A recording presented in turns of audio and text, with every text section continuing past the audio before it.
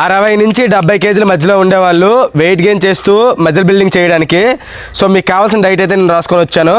So ఎవరికైతే use అవుతుందో వాళ్ళు కూడా షేర్ చేయండి. 60 నుంచి 70 కేజీస్ మధ్యలో ఉండేవాళ్ళు వెయిట్ గెయిన్ అవ్వడం అంటే చాలా కష్టం, మీరు చాలా తినాల్సి ఉంటుంది. సో బ్రేక్ఫాస్ట్లో మీరు 300 ml మిల్క్ బౌల్లో తీసుకొని అందులో 70 grams oats and 1 tablespoon peanut butter, 2 banana and 5 almonds, 5 cashew, 5 raisins అయితే తీసుకుంటారు.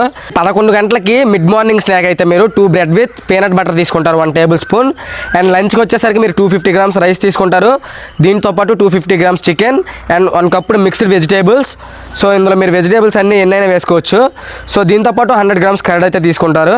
సో మీరు ఈవినింగ్ స్నాక్ వచ్చేసరికి 2 whole eggs, అంటే మీరు వైట్ ఎల్లో కాదు మొత్తం 2 అన్నీ కలిపి తీసుకుంటారు. సో 100 grams స్వీట్ పొటాటో ఇంతే.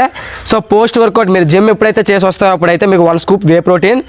అండ్ డిన్నర్లో 250 grams rice and 200 grams chicken.